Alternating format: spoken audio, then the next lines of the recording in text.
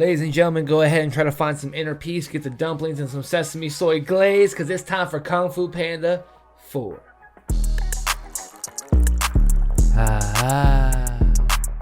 Now, for those that don't know, Doug is Ionized Doug. I'm next to the greatest co-host of all time. I have Ray McFlurry II. How are you doing, my Kung Fu Panda friend? I'm feeling great, man. Dude, what a great feel-good movie that we just witnessed. That was a pretty good one. We got to take your daughter to go watch Kung Fu Panda 4, and that is genuinely going to be one of my favorite memories of the year. That was the best. That really was the best. The movie was adequate at best. It was the worst one of the four. Easily the worst Kung Fu Panda movie out of the four. The first one's real good. The second one's real good. Even the third one's great. I never watched it. It's so good, dude. The fourth one was just pretty alright. It was pretty alright is exactly how it should go. Maybe a 6.5. I'll give it a 7. 7? Because every cast member that came in was there and stayed. There was some good about it, but it was just when you get to the point in the series of movies where you have to rehash old villains that hard to like make your new villain like build it up that much more, like you could just write a more interesting villain, I think. Yes, I fully believe that. Like if you're gonna bring back the first 3 villains from the first 3 movies and you're just gonna take the villains immediately gonna be bigger and badder and take it away. Yeah, they're there for like the big voice actors' comedic relief. Just one. No, just one. Not. Oh, it was just Tai Lung. It was just Tai Lung. Yeah, he was the only one that spoke. And Scott, the alligator, but he's not even. I don't even remember Scott. What was the reference? He's not the first. He's not in the first 3 movies at all. At the very beginning of the 4th movie, where they're talking about the alligator that can spit fire, he's like, "What's his name? Steve or something?" Oh, and he can't think of his name. Okay. That's who that is. I feel you. Which also means that Poe killed him. Crazy. Let's bring that up real quick because all these people that Poe has fought, he kills. Because they're puts them in the ground. And they're in the spirit realm. Bro. If this is Mortal Kombat, it's KO. It's fatality. Yeah. Like, what? It's like Avatar where Aang kills people and they're finally knowing it. I mean, I'm letting everyone know Poe kills people. Bro, Poe puts them in the fucking ground. He sends them back to the lobby. All right? He says, another victory out for the OGs. Skadoosh.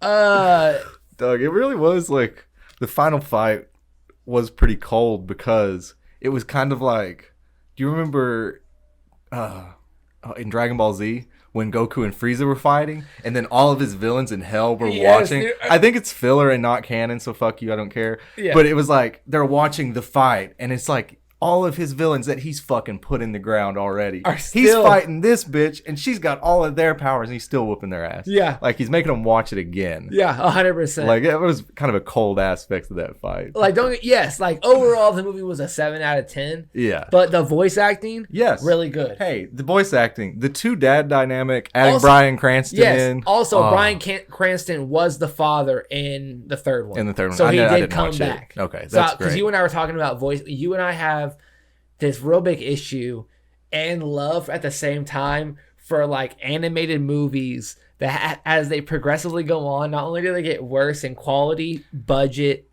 animation, literally anything you can imagine, and then even better, they switch up the entire voice cast as each movie goes on. You know what Kung Fu Panda did not do, not once ever, switch up the cast. They did it. Yeah, that's great. That's the biggest part. I think that has the longevity for Kung Fu Panda. Yeah, like, they even at the very end of the movie where the montage where the Furious 5 show up, they got Seth Rogen's scream at the end. Like, and I'm sure that's just a cut from like an old movie, but like they gave him the check. I know they did. Oh yeah, you know what I mean? Definitely. It's just like hell that's yeah, so good. Man. Also, I'll say it right now. I love Awkwafina. I don't know who that is. Did you watch Shang-Chi? Nope. Okay. Did you watch Nora from Queens? Nope. Okay. So she is a very famous comedian and Asian actress who's in a lot of like big things, like in Shang-Chi in the Marvel universe. She was a love interest with Nicholas Hoult in Renfield when Nicolas Cage was a vampire. Oh, really? She's been in a bunch of like movies randomly, like she's done predominantly well. Like it's good for her. I loved her in this. She was the fox? Yes. Okay. Yeah, I thought she did good. I enjoyed the character. I thought it was also good. hate that we're in this level of us watching movies, and I don't want to be like that. I don't want to be that guy, but like the second you meet their character, you immediately knew they were going to be the new Dragon Warrior. Oh, yeah. Like, and I hate that. The story was so bland. Yeah. Oh, man. It was really forgettable. That really bothered me. I won't lie to you. Like, Yeah. don't get me wrong. I knew Poe was going to find inner peace at the end of the third, or at the end of the second movie. And the third Yeah. one, everything was going to change. The whole blah blah blah blah blah. I understand that. Right. However, you still felt more heart into it. I felt more heart and sadness in the trailers of this movie. In the That's fair. trailers before the movie than in the actual movie. Oh, okay. Like when Poe and Jin were fighting when it was raining. I had zero Oh, yeah. interest. I had zero investment in the movie in the slightest. I thought it could have been a lot better. It should have been a lot better. Yeah. Yeah, if Puss in Boots can come out in the third movie and do that, you know what I mean? We did see a lot of Puss in Boots in this movie, though. The fight scenes were really like... Oh, the fight scenes were the choreography for Tai Lung really- is still one of the best fighters in the Kung Fu Panda lore. Yes, he is. It doesn't matter. The second he's on screen, I still was like, That's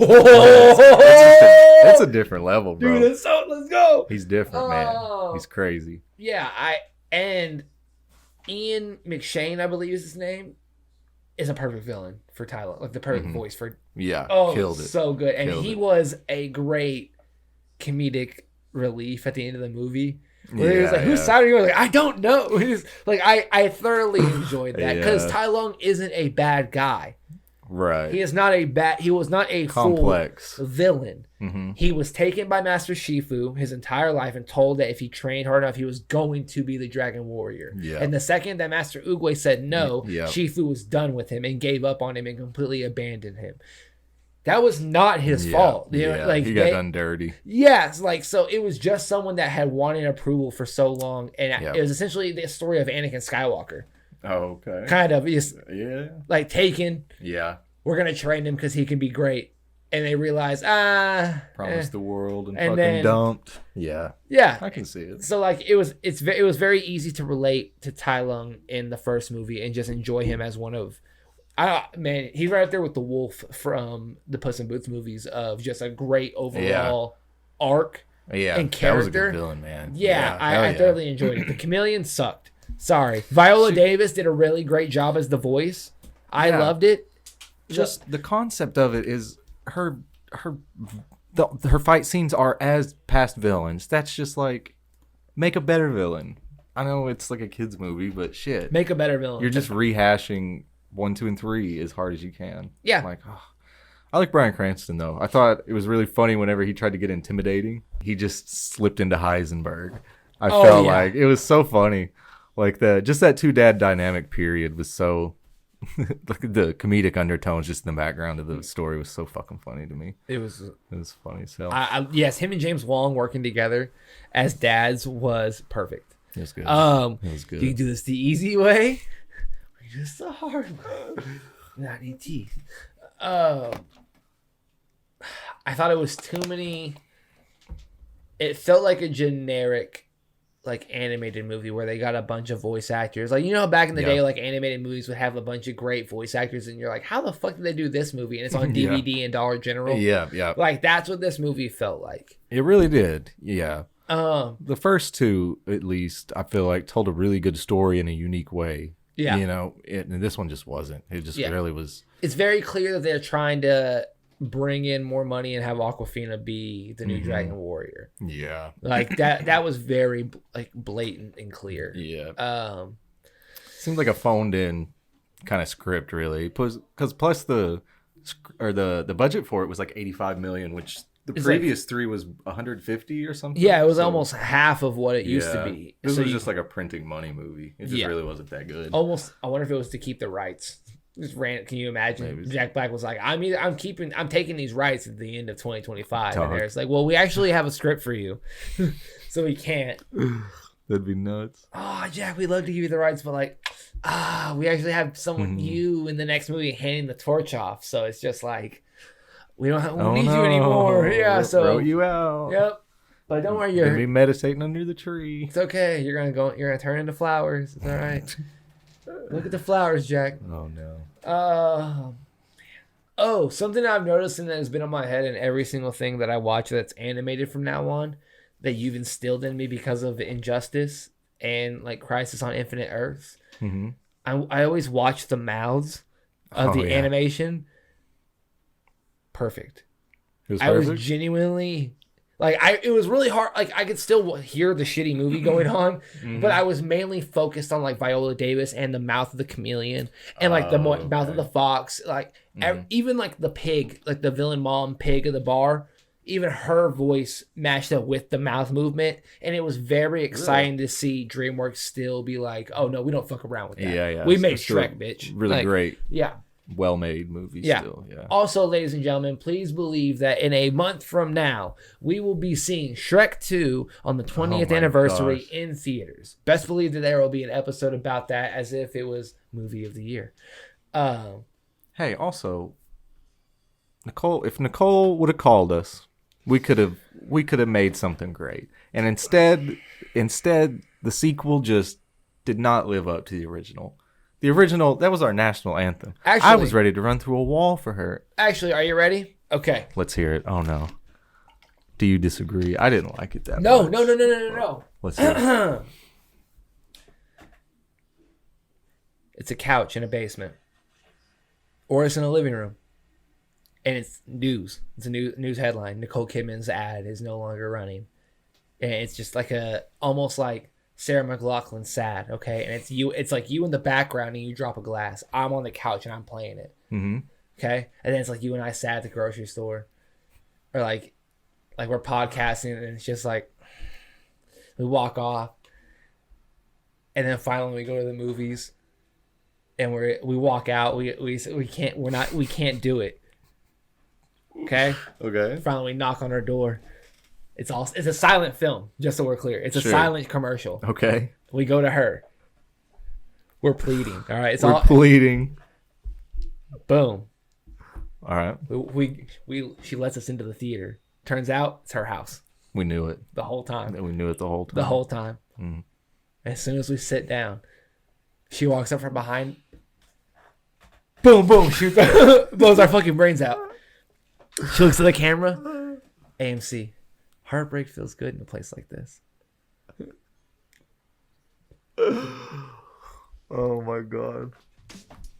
Ladies and gentlemen, thank you so much for watching Saturday Morning Cartoons. I have been Doug. This has been Ray. We appreciate you guys so much. Shout out to Jack Black, Nicole Kidman, James Wong, and Billy Cranston. Bryan Cranston. It means the absolute world that you guys stick with us so much. Thank you so much to all of our subscribers, patrons, followers, and anybody that enjoys it. Bread is bread. We miss you and hope you're doing well. Drink plenty of water, you guys. Rip Bread. Dude, we haven't seen him in a couple episodes. I hope he's doing well. Fucking 30. What are you doing? 30 episodes. That's sad, man. I haven't seen him since Shazam. Ladies and gentlemen, please be safe. Have a good night. Drink plenty of water. Bye. Hey, what happened? Why are those squiggles on the screen? Those are called end credits, Patrick. End credits? But I don't want it to end!